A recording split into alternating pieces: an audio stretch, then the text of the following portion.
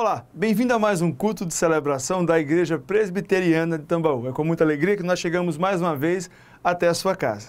Na mensagem de hoje nós vamos ver alguns diálogos de Jesus em que ele confronta os fariseus, os saduceus, os líderes de Israel com verdades profundas sobre as suas vidas. Um deles está quase no reino de Deus. É justamente sobre estar quase no reino de Deus que eu gostaria de falar para você nessa mensagem a partir de agora. Que Deus fale profundamente com você e a sua família.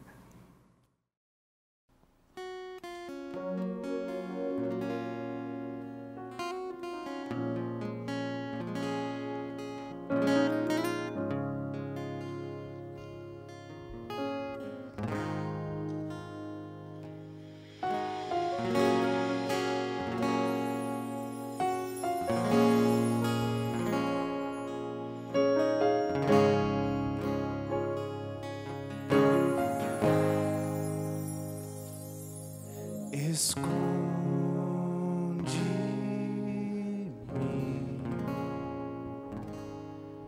dentro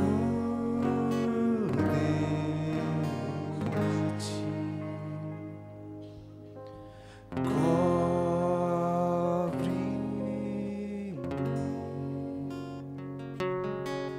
com asas de amor. No agitado mar por temporais, contigo voarei sobre trovões. Pai, tu és Senhor dos céus e mar. Descansarei, pois tu és Deus.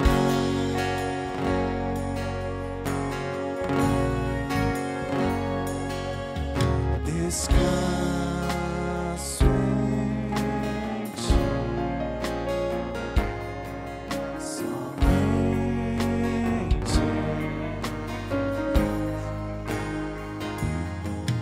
no teu poder, sempre confiarei no agitado mar por temporais, contigo voarei sobre trovões. Pai, tu és Senhor dos céus e mar. Descansarei, pois tu és Deus. No agitado mar,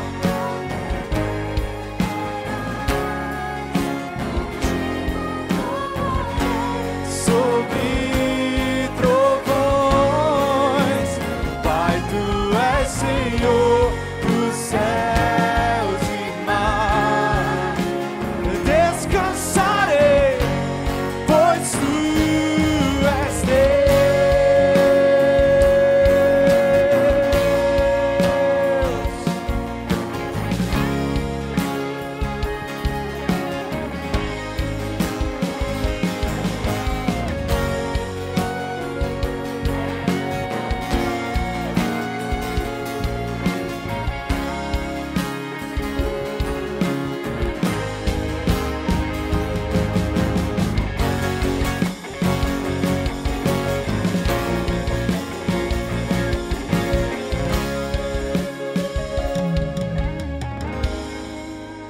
no agitado mar por temporais,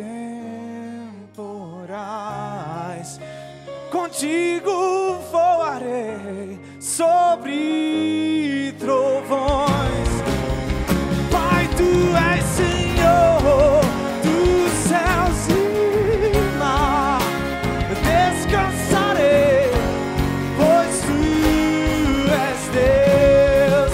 No agitado mar por temporais, contigo voarei sobre trovões. Pai, tu és Senhor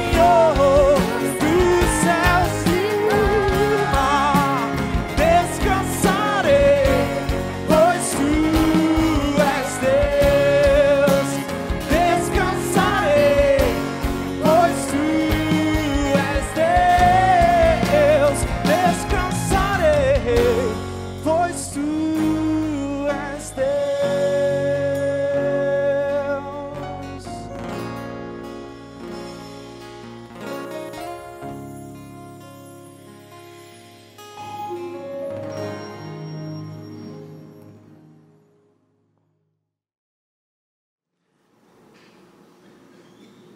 Ainda pior que a convicção do não é a incerteza do talvez, é a desilusão de um quase. É o quase que me incomoda, que me entristece, que me mata, trazendo tudo o que poderia ter sido e não foi. Quem quase ganhou ainda joga. Quem quase passou ainda estuda. Quem quase morreu ainda está vivo. Quem quase amou, não amou.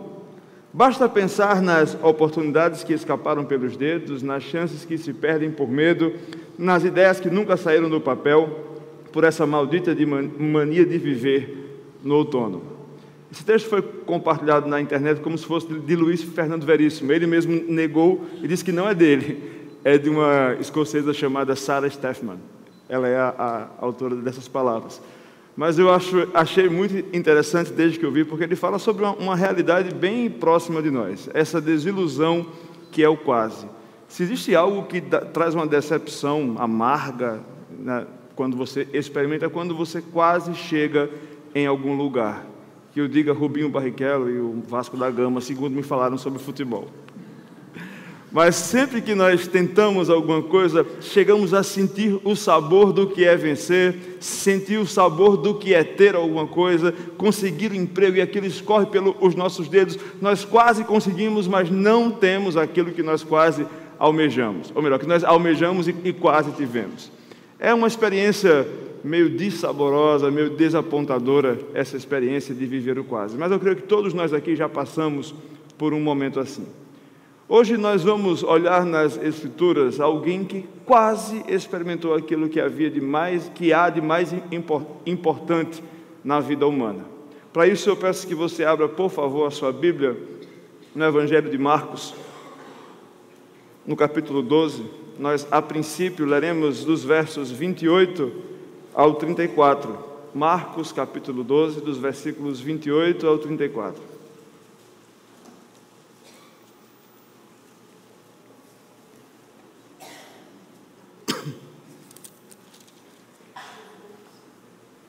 Se você não trouxe a sua Bíblia, vai poder acompanhar aqui na projeção, nas laterais da plataforma.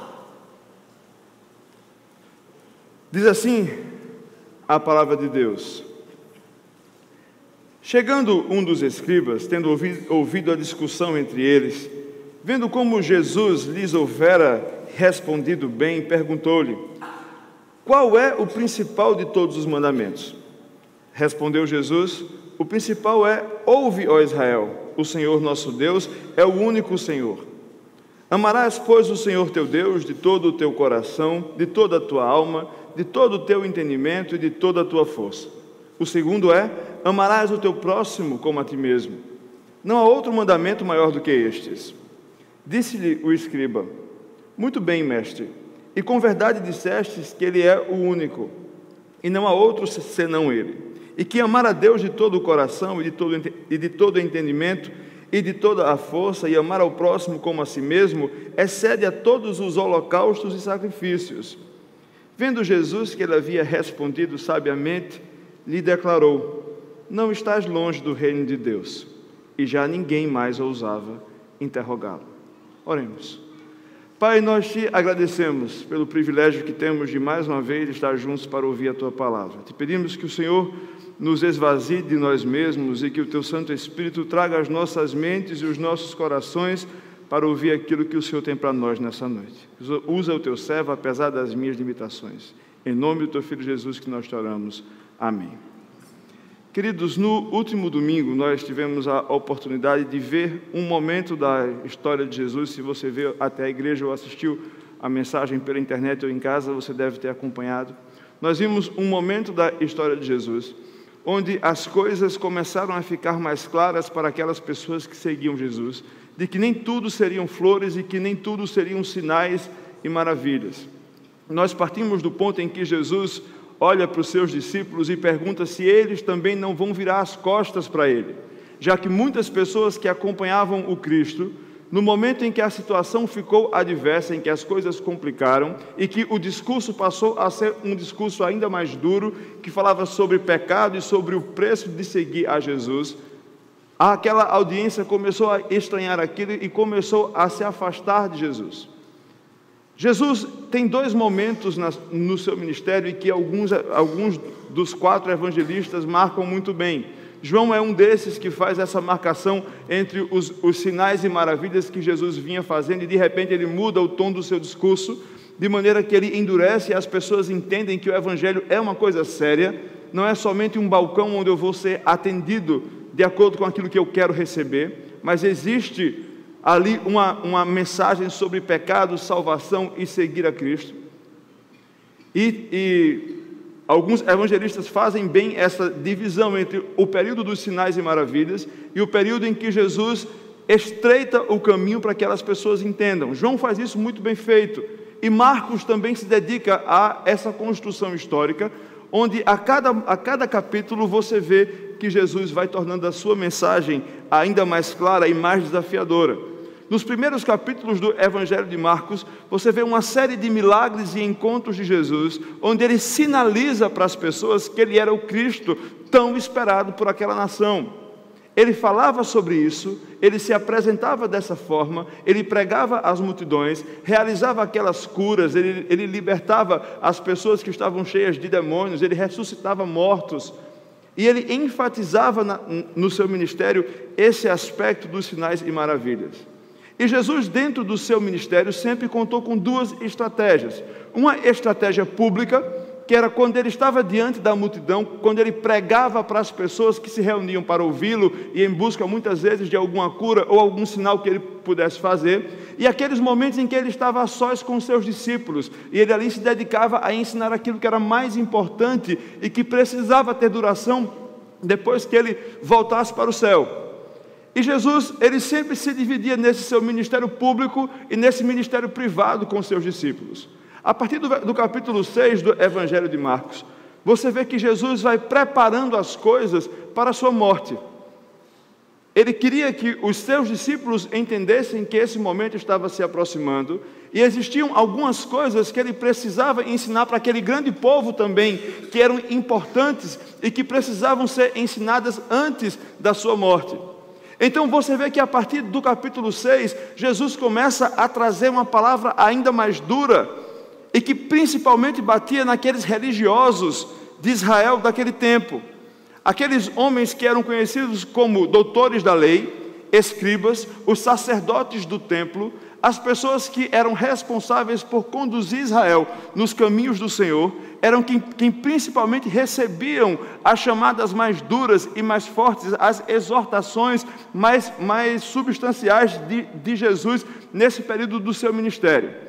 E quando Jesus começa a bater com mais força naquilo que era importante, que estava corrompido no sistema religioso de Israel, ele começa a fazer algumas inimizades. Algumas pessoas começam a não gostar mais dele e não querer mais ter ele por perto. Principalmente aquela liderança entre os judeus, eles não estavam gostando do caminho que as coisas estavam tomando, até porque Jesus contava com a simpatia de boa parte do povo. Apesar de muita gente estar pulando fora do barco, muita gente ainda estava com Jesus e ouvia o que ele tinha para dizer. Então aqueles líderes não estavam satisfeitos com aquilo que Jesus ensinava. Para completar, se você olhar alguns versículos antes, e para ser mais específico, no capítulo anterior, Jesus tem a experiência que foi profetizada por Zacarias no capítulo 9, nos versículos 9 e 10, quando ele falava que o Cristo entraria em Jerusalém montado num jumentinho e seria recebido por aquela multidão como se fosse o rei. E no capítulo 10, Jesus entra em Jerusalém e a multidão finalmente olha para ele e diz: olha, o rei chegou. É esse o libertador que nós estávamos esperando. No capítulo 10, Jesus havia gerado uma expectativa muito grande naquele povo que o seguia, porque lembra que Jesus, ele apesar de sempre se apresentar como o servo sofredor, o Messias que não necessariamente se encaixava naquela caixinha que o judeu esperava. Lembra que o judeu era oprimido por Roma e esperava um Messias que fosse libertar politicamente Israel do domínio romano. Portanto, eles esperavam que Jesus, em determinado momento, conseguisse mobilizar aquela multidão para que se fosse dada uma revolta e que finalmente essa opressão fosse extinguida da vida de Israel. Portanto, quando Jesus entra em Jerusalém, no capítulo 10, naquele jumentinho, e a multidão vê que aquilo ali é o cumprimento de Zacarias, eles olham e dizem: é agora, vai começar a revolução, o líder chegou, o rei chegou, hosana nas alturas. E Jesus é recebido com festa, e as pessoas estão cheias de expectativa, porque agora a revolta vai começar. Só que as coisas não acontecem como as pessoas esperavam. Jesus chega na cidade, é recebido daquela forma, o dia termina, Jesus reúne mais uma vez os seus discípulos e volta para dormir em Betânia.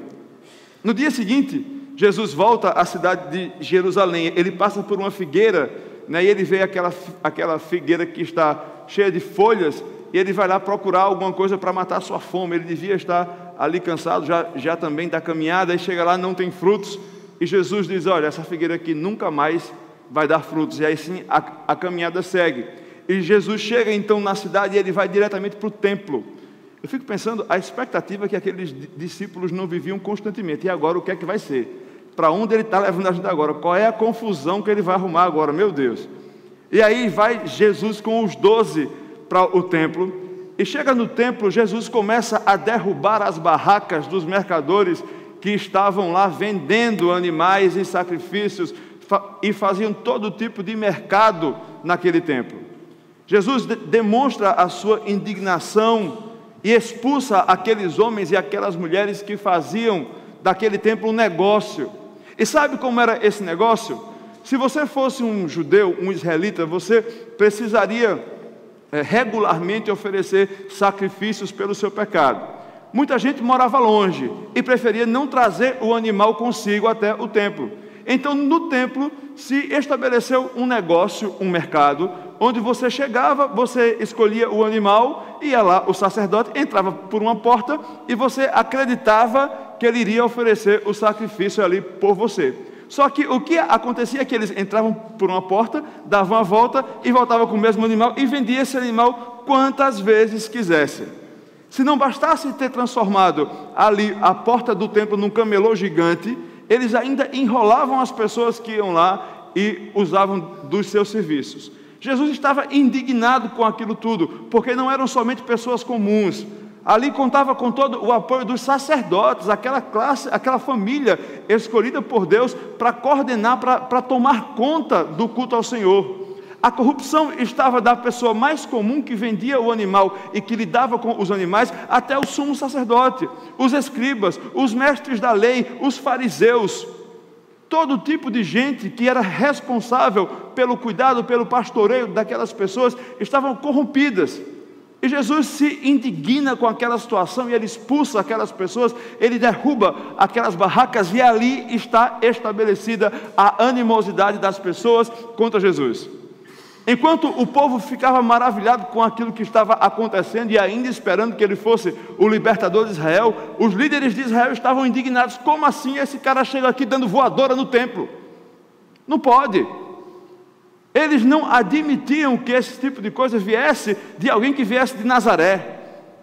E se você olhar o texto no capítulo 10, você vai ver que eles se reuniram e começavam a pensar numa maneira de matar Jesus. No dia seguinte, Jesus passa por aquela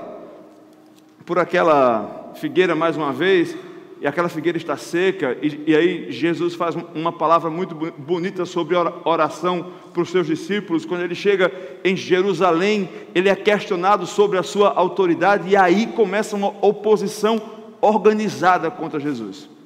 Você vê que as pessoas perguntam: olha, com que autoridade você ensina, você pinta, você borda? E ele diz: olha, qual foi a autoridade que João Batista teve? Quem é que deu a autoridade a João Batista para que ele fosse quem ele foi? Nos tempos de Jesus, quando você era um rabi, você precisava receber a bênção de 2 outros rabis mais experientes, para que você tivesse autoridade para ensinar também, para ser um mestre. Nem João Batista, nem Jesus passou por esse rito. E aí Jesus sabe, e o povo era louco por João Batista. E Jesus, sabendo disso, quando é confrontado pelos líderes da sinagoga, líderes do templo sobre a sua autoridade, ele diz: olha, minha autoridade é a mesma da de João Batista, não precisa de vocês, eu inclusive sou superior a ele. E Jesus então começa uma das parábolas mais duras contra aqueles líderes de Israel, a parábola dos lavradores maus, que você pode ver aí no capítulo 12, no comecinho do capítulo 12. Como você pode ver, nós estamos mais uma vez no flashback. Nós estamos indo de trás para frente até chegar na cena que nós começamos a mensagem. Mas no capítulo 12, Jesus conta a história de um homem que tinha uma lavoura, que tinha uma plantação, e ele então arrenda essa plantação a alguns homens, e no acordo que ele faz com esses homens, nesse contrato, regularmente alguém da confiança dele vai receber uma participação nos lucros dessa lavoura. Vai o primeiro homem, os lavradores decidem que não vão pagar, dão uma pisa nele, né, e dizem: olha, você não vai levar nada. Ele volta então de mãos vazias. Vai o segundo, é assassinado pelos lavradores. Assim o terceiro, o quarto, todos os trabalhadores que o Senhor podia mandar para ir colher lá, para recolher sua participação nos lucros, foram assassinados. Até que o dono da terra tem uma ideia, diz: olha, eu vou mandar meu filho. Eles não vão ter coragem de matar meu filho, nem fazer nada com ele. Eles vão poupar o meu filho, e quem vai cobrar agora é meu filho. Então o filho do lavrador vai até a terra, e chegando lá, ele é recebido pelos lavradores, que olham assim um para o outro, dizem: olha, se a gente matar ele, a gente vai ficar com a herança. E eles vão, matam o filho e tentam pegar para si a herança. Assim, você vê o que acontece no final do texto. Veja, a partir do versículo 9. Que fará, pois, o dono da vinha? Virá, exterminará aqueles lavradores e passará a vinha a outros. Ainda não lestes essa escritura? A pedra que os construtores rejeitaram, essa veio a ser a principal pedra angular. Isto procede do Senhor e é maravilhoso aos nossos olhos. A partir dali, procuravam prendê-lo, mas temiam o povo, porque compreenderam que contra eles proferiram esta parábola. Então, desistindo, se retiraram. Você já prestou atenção que quase nenhuma parábola as pessoas entendiam? Era muito difícil alguém entender uma parábola. Essa parábola parece que era mais fácil deles compreenderem. Os líderes ali perceberam que Jesus estava falando sobre eles, que eles eram esses lavradores maus, e que Jesus se apresentava como o filho desse Senhor que havia ido recolher e que foi assassinado pelos lavradores. E eles ficaram ainda mais indignados, porque no final da história, a terra foi tomada desses lavradores maus e foi dada a outra pessoa. Isso era inadmissível para um escriba, para um mestre da lei, para um líder de sinagoga. Eles não admitiam que alguém que veio de Nazaré pudesse dizer: olha, vocês estão fazendo tudo errado e vocês estão assassinando, vocês vão assassinar o filho desse Senhor, o Filho de Deus. Eu tenho essa autoridade. Ali estava consumada a decisão desses homens de organizarem o que fosse necessário para dar fim ao ministério de Jesus, para acabar a influência de Jesus na vida daquelas pessoas. Para você ter uma ideia, a vida em Israel, quando se falava de judaísmo, era organizada em espécies de partidos, mas não eram partidos só ideológicos. Alguns partidos se identificavam por questões doutrinárias, outras por questões nacionais. Por exemplo, os zelotes, eles desejavam a libertação de Israel pela força, eles queriam fazer a revolução. Eles eram os vermelhos da época. Por outro lado, você tinha os saduceus, que eram o equivalente aos racionalistas contemporâneos. Eram pessoas que negavam a ressurreição, a eternidade, aquilo que era metafísico ou transcendental. Você tinha os fariseus, que eram aqueles que haviam renovado a lei e acrescentado mais um monte de coisa à lei. Você tinha os escribas, tinham os sacerdotes, você tinha todo tipo de gente dentro de Jerusalém, todo tipo de segmento, e eles não se davam. Dificilmente eles apareciam unidos. Só que aqui, a partir de então, acontece um tipo de coalizão entre esses partidos sectários que se unem contra o ministério de Jesus. E é muito interessante que Marcos monta, a partir de agora, uma série de diálogos e de conversas de Jesus com pessoas que representavam todos esses segmentos dentre os judeus. É como se Marcos quisesse deixar claro que ali estavam todos unidos contra o ministério de Jesus. Aqui nós vemos pessoas que estavam definitivamente longe do Senhor, pessoas que estavam a caminho do Senhor e pessoas que estavam quase com o Senhor. Então você vê nessa primeira conversa, e aí eu gostaria que nós lêssemos juntos, que está registrada na sua Bíblia a partir do versículo 13.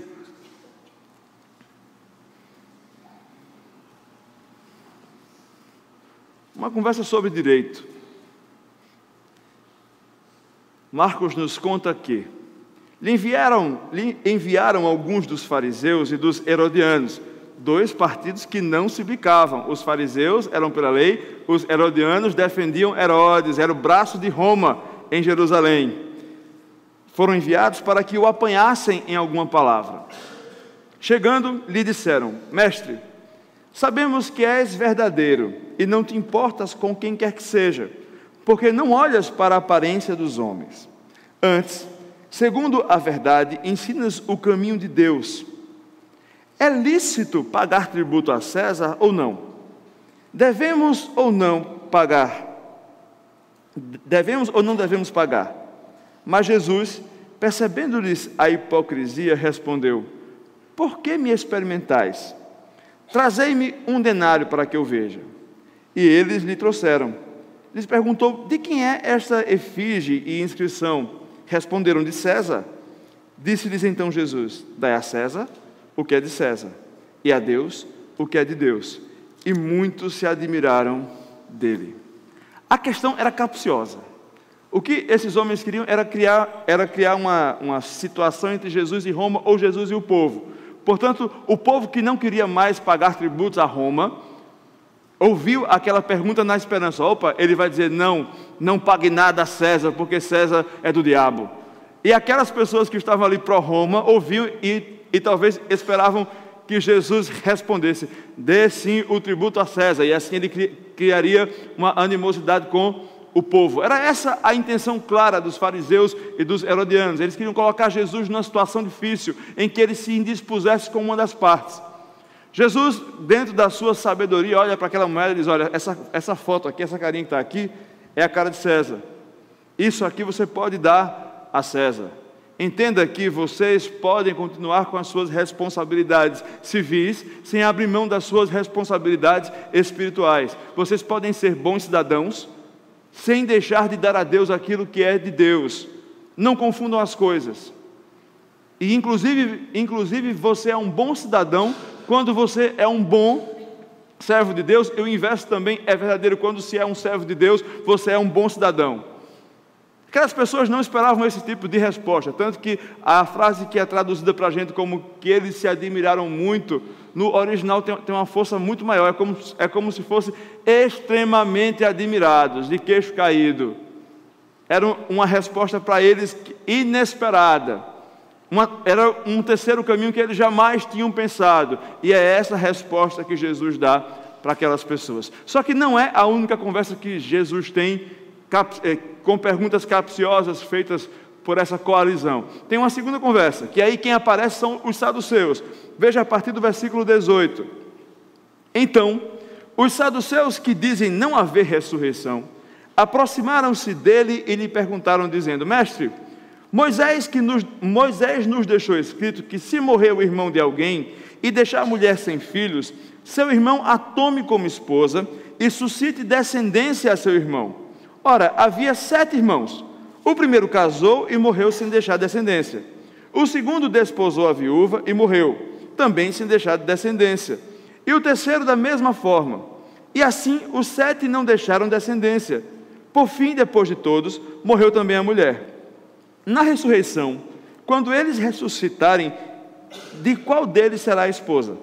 Porque os 7 a desposaram.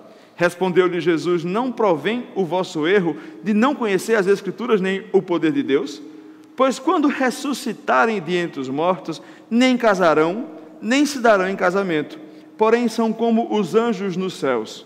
Quanto à ressurreição dos mortos, não tendes lido no livro de Moisés, no trecho referente à sarça, como Deus lhe falou, eu sou o Deus de Abraão, o Deus de Isaque e o de Jacó? Ora, ele não é Deus de mortos, e sim de vivos, laborais em grande erro.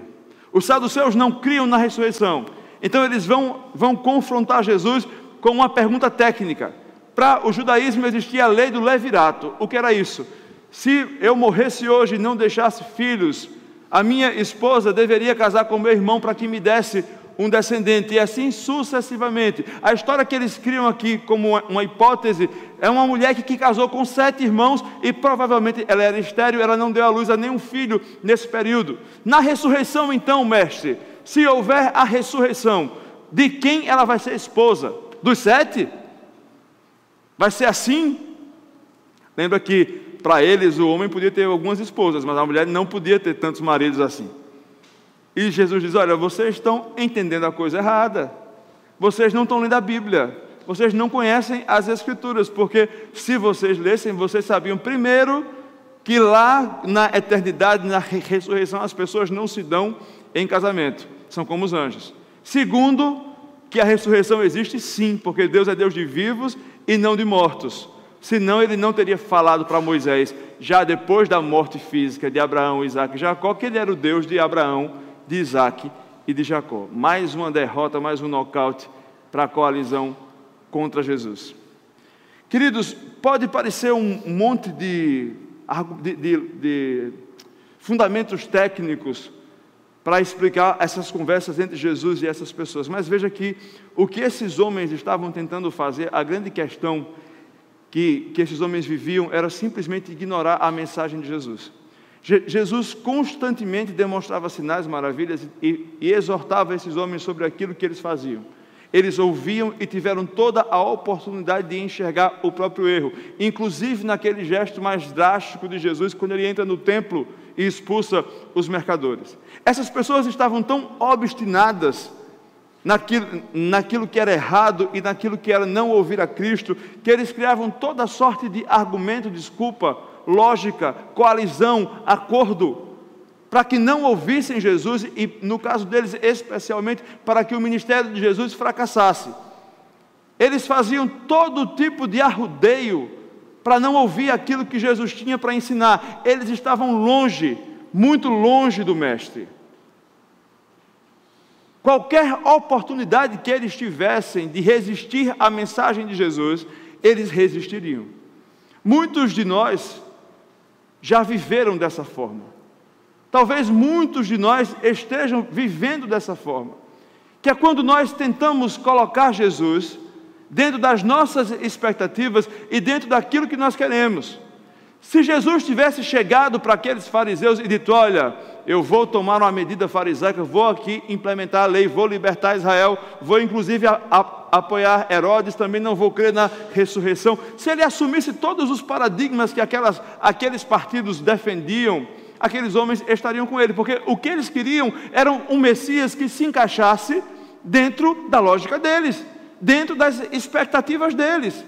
Não existia um outro motivo para que esses homens resistissem tão claramente, tão obstinadamente o ministério de Jesus. Eles se colocavam contra Cristo porque Cristo não era o que eles queriam, era o que eles precisavam.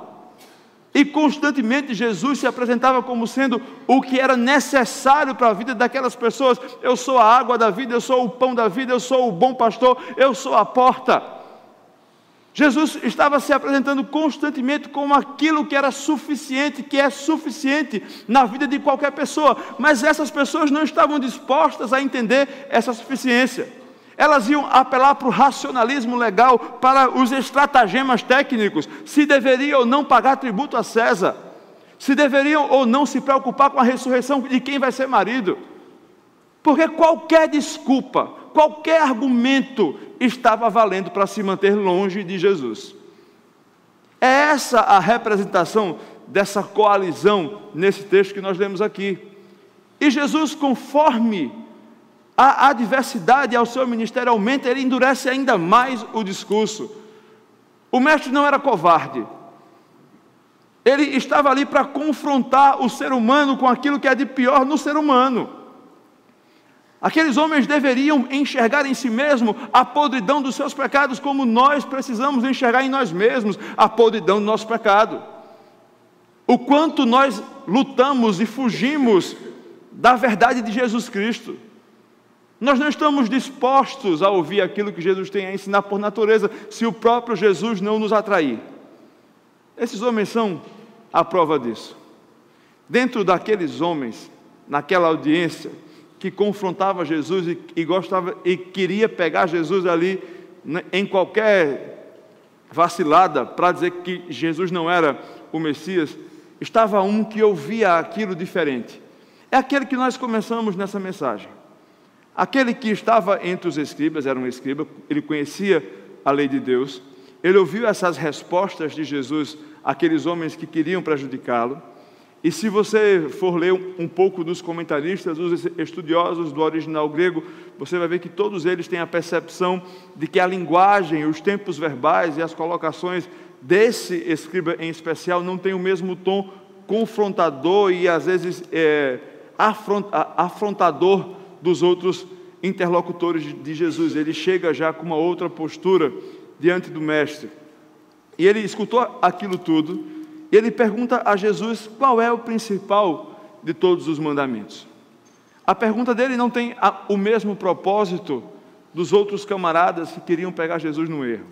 Ele quer realmente saber qual é o principal de todos os mandamentos, e Jesus assim resume para ele toda a lei naqueles 2 mandamentos que nós conhecemos muito bem: amar a Deus acima de todas as coisas, com todas as suas forças, com todo o seu entendimento, e ao próximo como a ti mesmo. O que é interessante nesse resumo é que as 2 coisas, lembra? Ele pediu um, Jesus apresentou os 2.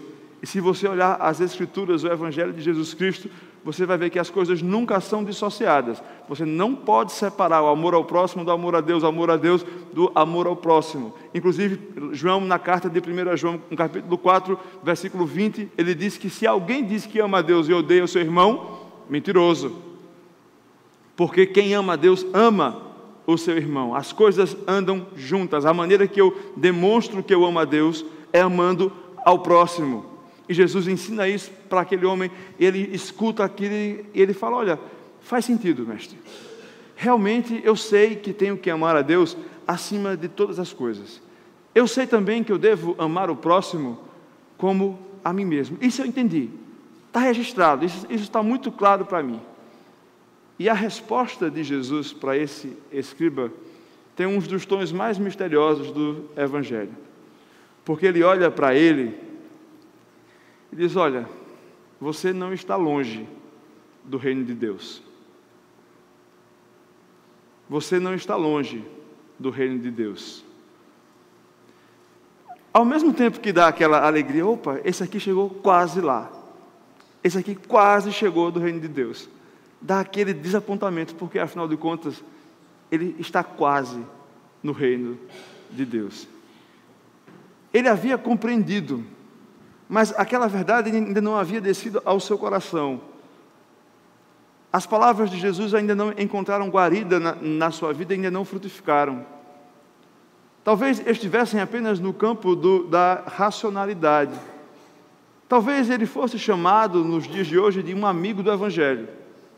Aquela pessoa que está sempre orbitando em volta de Cristo, conhece sobre Jesus, escuta falar de Jesus, acha bonito as palavras de Jesus, até compartilha no Facebook algumas coisas, alguns versículos sobre Jesus, mas ele é que nem esse escriba. Você quase chegou no reino. Você acha muito bonito aquilo que Jesus fez para os outros. Você acha lindo as palavras de Jesus quando são aplicadas aos outros. Você até entende, mas você ainda não se tornou cidadão desse reino. Aquilo que você acha bonito ainda não encontrou morada no seu coração. Ainda não desceu, não foi assimilado. Talvez você seja alguém que está quase lá. E Jesus tem essa expressão de lamento quando ele olha aquele homem. Você está quase no reino de Deus. Queridos, da mesma forma como é triste e desapontador você quase ter um emprego, quase realizar um sonho, quase chegar lá, quase conseguir alguma coisa, deveria ser ainda mais desalentador você ouvir de Jesus que você está quase no reino. Talvez você hoje esteja quase no reino. Talvez você hoje já tenha passado daquele estágio, daqueles homens que estavam tão longe, que tinham oposição a Jesus. Você percebe que Jesus tem algo profundo e especial a dizer, mas aquela verdade que você entendeu ainda não desceu ao seu coração, e isso ainda não é verdade na sua vida. É com você que Jesus fala hoje, quando ele fala nesse texto para esse escriba. A história não acaba aí. Hoje tem bastante história. Quando Jesus tem essa conversa com esse escriba, ele vai olhar para o povão mais uma vez e vai dar uma explicação mais uma vez técnica. Lembra que Jesus está na última semana de vida dele, então ele tem que tirar ali um monte de dúvidas daquele povo e dar um monte de exortação, ensinar um monte de coisa. Então ele chega ali e diz: olha gente, eu sei que vocês estão se questionando aqui porque vão dizer que o Messias é filho de Davi. Eu sou filho de Davi, sim, por questão de descendência, mas quando se falava ser filho de Davi, era porque o pai tinha autoridade sobre o filho. Então o filho de alguém devia obediência, respeito, reverência a alguém de quem ele era filho. Então quando se dizia, olha, ele é filho de Davi, o Messias, se dizia que ele prestaria reverência e que Davi teria autoridade sobre ele. E Jesus diz: olha, não, Davi, eu tenho autoridade sobre Davi e sou descendência de Davi. Jesus explica isso ali para aquelas pessoas que escutam ele. Tendo explicado isso, ele pega mais uma vez os discípulos e vamos lá. E aí ele vai dar mais uma lição para esses homens. Ele diz: olha, estão vendo esses escribas, esses fariseus que pregam, que oram alto, que levantam as mãos, tudo aparência, tudo fachada, não vale de nada. E aí ele fala isso nos versículos 38 em diante. Ele fala: guardai-vos dos escribas que gostam de andar com vestes talares, era roupa grandona, bonita, exibicionista, e de saudações nas praças, salam aleikum, assim, de longe, shalom, melhor dizendo, né?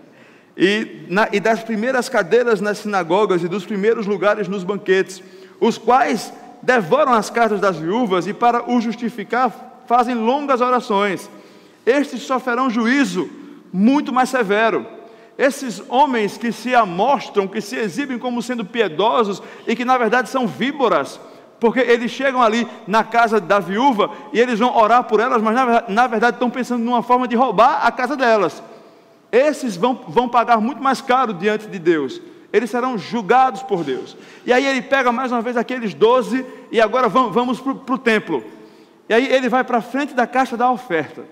E aí acontece aquela cena que, se você cresceu em igreja, já viu no flanelógrafo, ou já ouviu essa historinha, a oferta da viúva.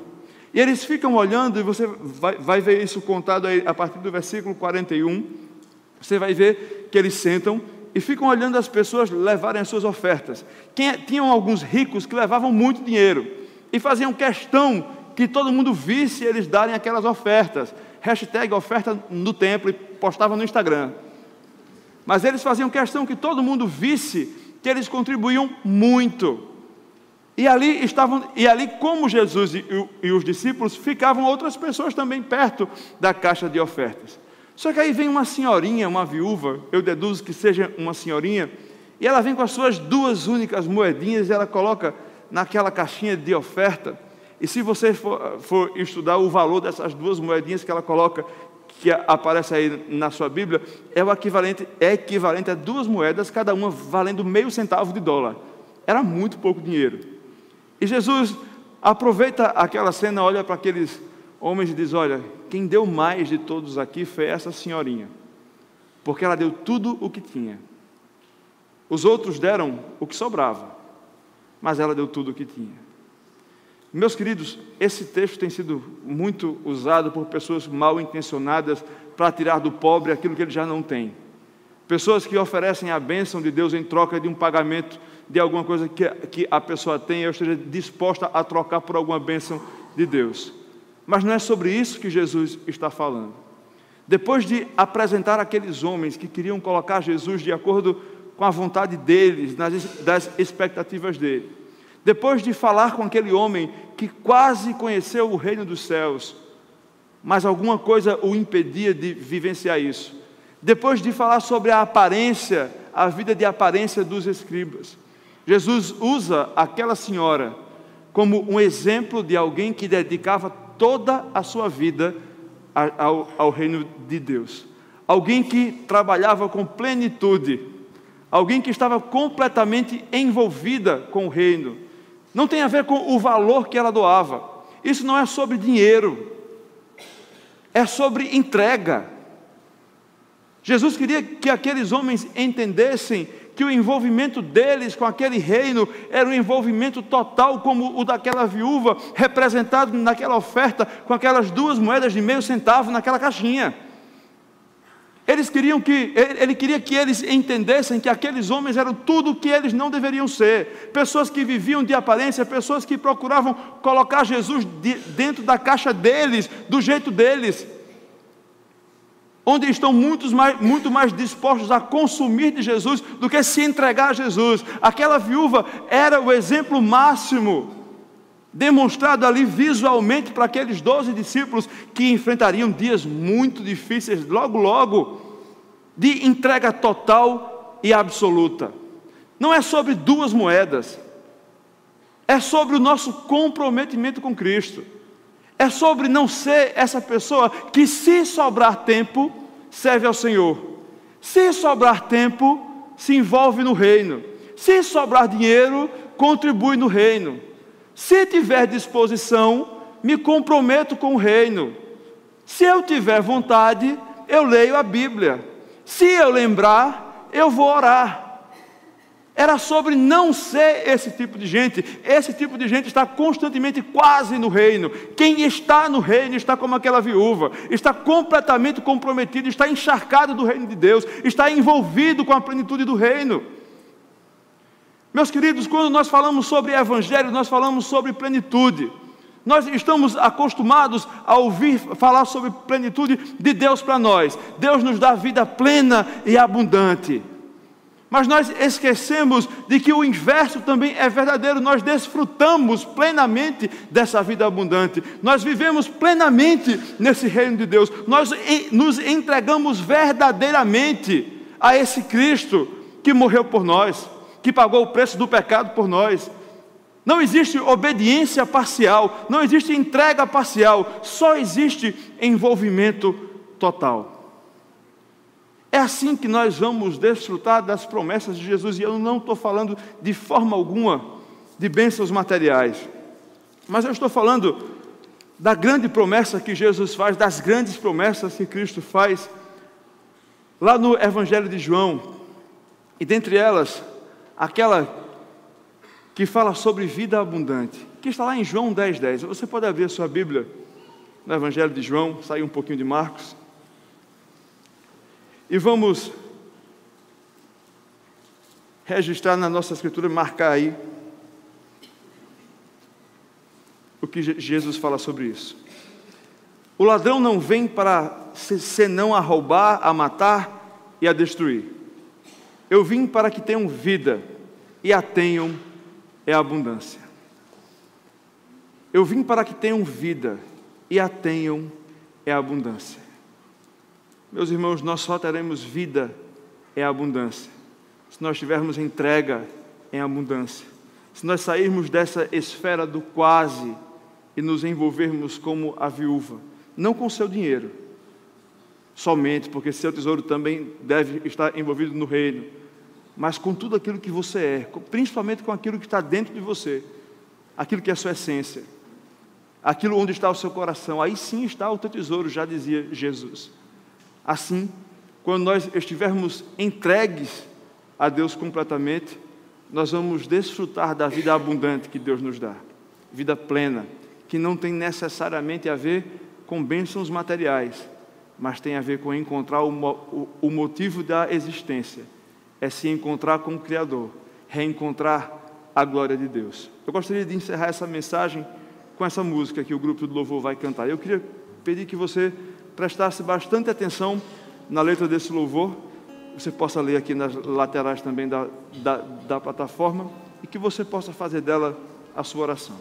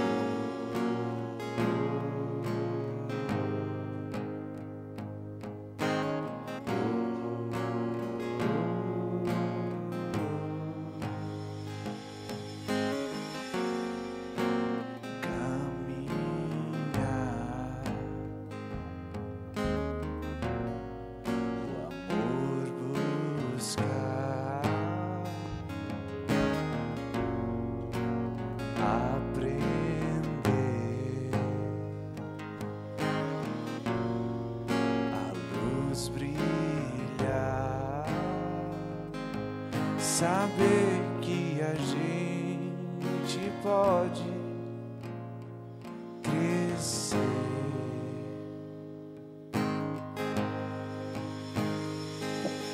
viver, chorar, dançar e se alegrar.